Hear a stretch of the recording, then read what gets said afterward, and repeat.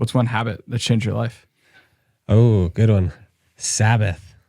Sabbath has changed my life. Shabbat. Every Friday night we do Sabbath and turn off our phones.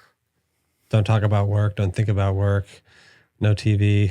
We're just with our kids and with our family. We do a big dinner. Tyler's been, and we have a family over and we celebrate. The week is done. Yeah. The work is done. That's so huge.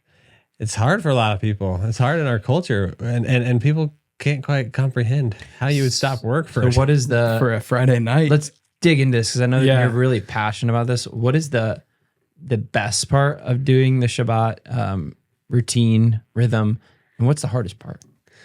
So the best part is just being with family and having a day set apart. Yeah. Like it is pure joy to be with my wife, to be with my kids, and to have zero interruptions and to not be stressed out at all. You know, like we just say no to everything. Like, no, we're not going to do it. No, we can't do it. It's like, how do you get to that, the joy? I was listening to our podcast with Aaron Laster, and you were talking about, I don't know whose episode that you had just watched of some famous person talking about the different versions of themselves. Mm-hmm. And you're talking about the guy that just takes mushrooms and goes and plays pickleball. That's like the happiest version of him. Serotonin version. Version. There's three types of people. There's your dopamine self, which is just like more, got to get work done, like to-do list. There's the serotonin self, which is at peace on a hammock with a book. And then there's like, I don't even remember if it was cortisol or depressed. It was like terrible. Like, get rid of them. Yeah. But he was saying how in his early 20s, he was like 90% dopamine. Like, and it was like, that's what America's telling you to do. Get shit done, you know? And how he's like, no, actually serotonin self is where really the true joy is found, is like, everything's going to be okay. Like, you don't have to hurry, rush, right? Just be here now and getting in that. And obviously you're a very spiritual guy. I think that's where you can hear the Lord's voice too, is in those times of like silence and peace. Mm-hmm. Well, it's a reward, right? My wife and I set out this year and we wanted to do something similar on Sundays, have the whole family over. We have a newborn. That hasn't happened. And actually, this is so random. Last week, we talked about doing Friday nights because we were like, Sunday's not working. Saturday's too busy. What night can we like just open the doors to any friends and family to come over? And it's happening this Friday. We're just going to do it.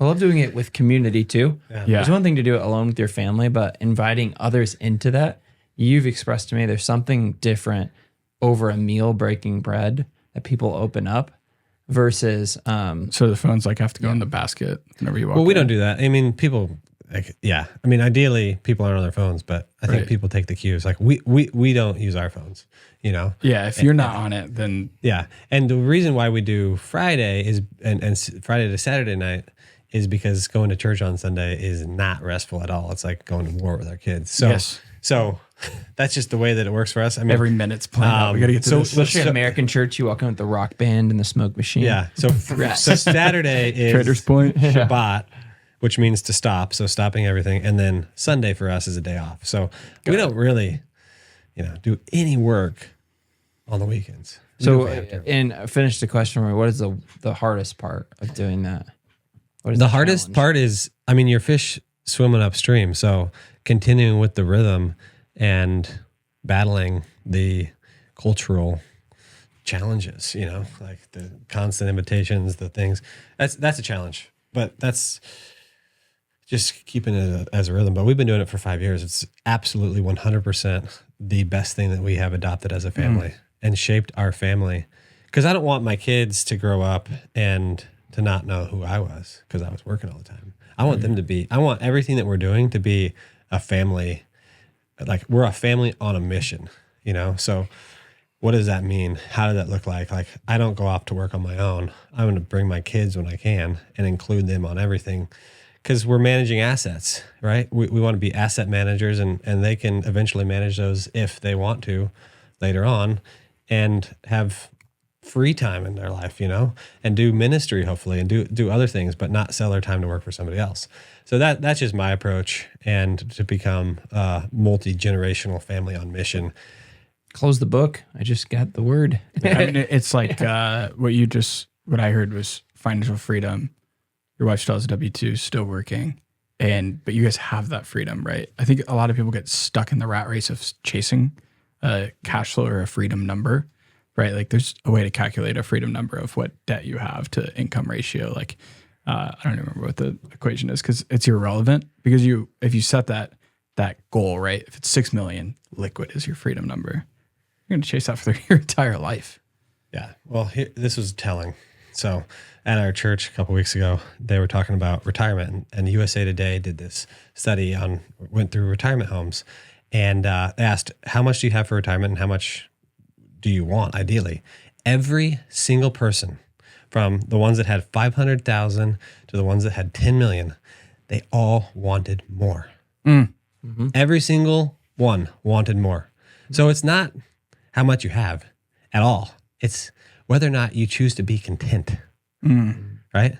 So I'm all about just like being content. You know, I don't try to compare myself to other people, and you're never going to be content if you do. Right. You know, it's like just be content here and now.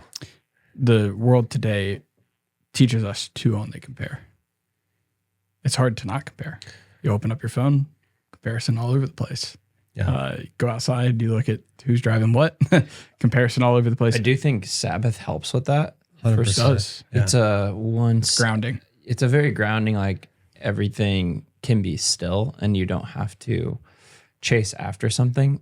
And it teaches you something in that pausing. Absolutely. You know, about the deeper things. And I'll use this clip when I send it out to my extended family. We need to make this into a medium form. Right. Yeah. Well, I'll just say this. I know I've said this to you, but it's in our nature to want to produce.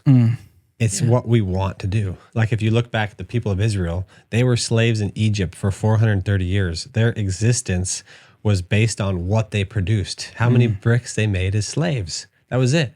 If they didn't make enough, what do they do? What did the Egyptian empire do? They take their children, they take their wives, and they do unspeakable things to them. They're not making enough. Right? You got to continue to produce. Otherwise you don't have any value.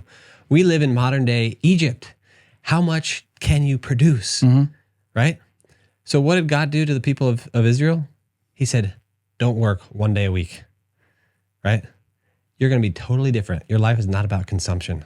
What you don't complete, I will complete for you. I will bring to completion. And so, it's an act of resistance. Doing the Sabbath. Foundational.